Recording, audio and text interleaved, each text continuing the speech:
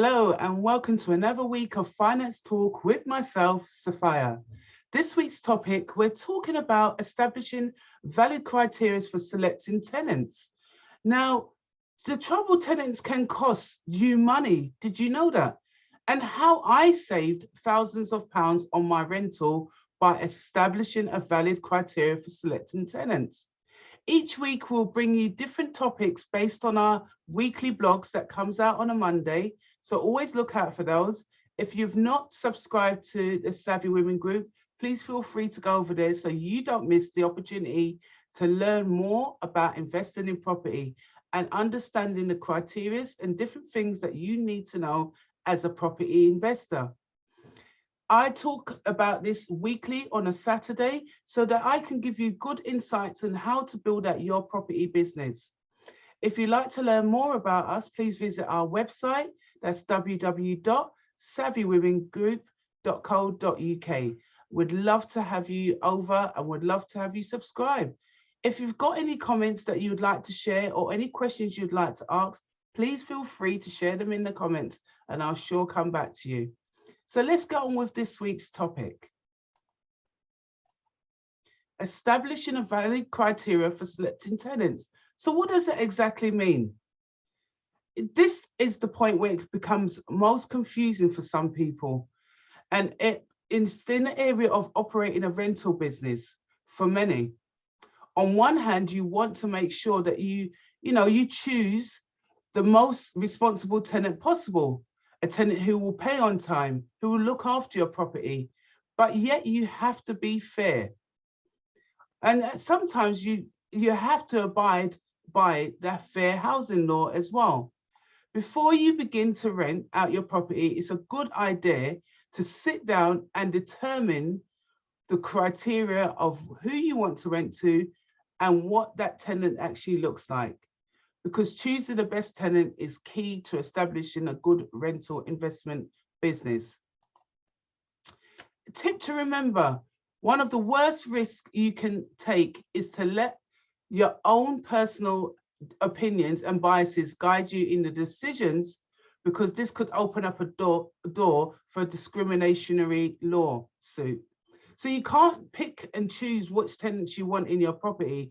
You have to be fair and reasonable when selecting your tenants.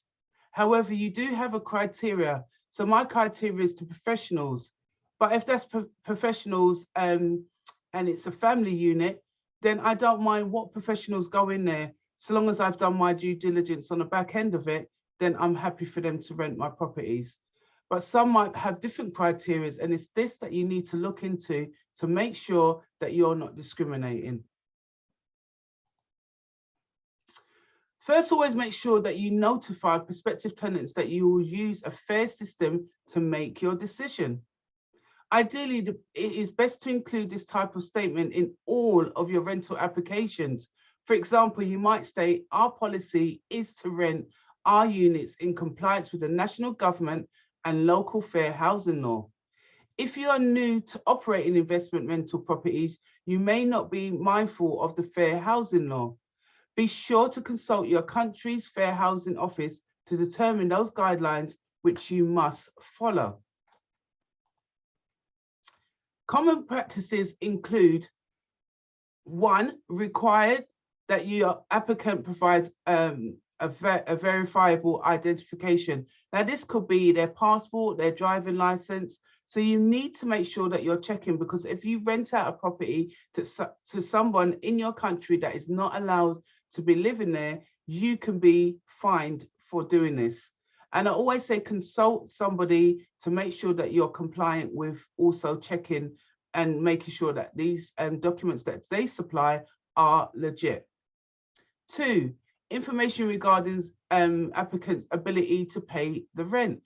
This is key as well. If you want your rent paid every month on time, you have to make sure that the affordability is there for them to do that. And that's simply checking their income ratio against what the rent will be for that property. And you could do this simply by calculating their income ratio. It helps determine that the applicant has sufficient income to the rent ratio.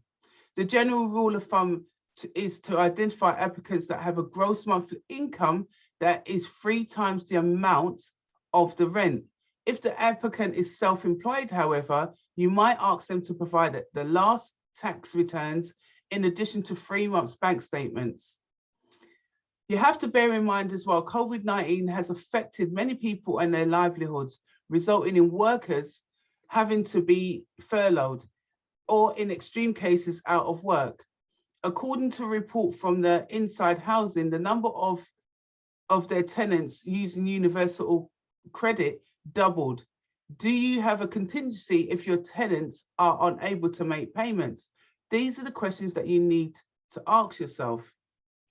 Also, check their credit rating and scores. This way you have to get permission to get their credit score report. That could be if you're in the UK, Experian, Equifax, check my score, check my report even, and get their credit report and see if they're good standing with their credit cards and keeping up to date with their payments as well. Also, number 4, check references. Have they rented from somewhere else before? Have you got their references from them? Have they told you that they're good tenants?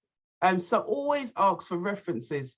This way that you know that you're getting a good tenant into your property. And 5, applicants has been able to successfully rent a dwelling. Again, you can do your job references as well, making sure that they're working, but you also can do your references from previous landlords where they've rented before. But always get the job references, because if you do get the job references, that job reference will able to tell you that they've been in work for a long period of time, which will then suffice to say that they won't be losing a job anytime soon and be able to pay your rent. Our helpful website is jam-packed with how-to guides, free resources, tailored courses and more, which you can access by clicking on savvywomen.co.uk. Whether you're small or a budget or skyrocketing your property plans, we have something that is right for you.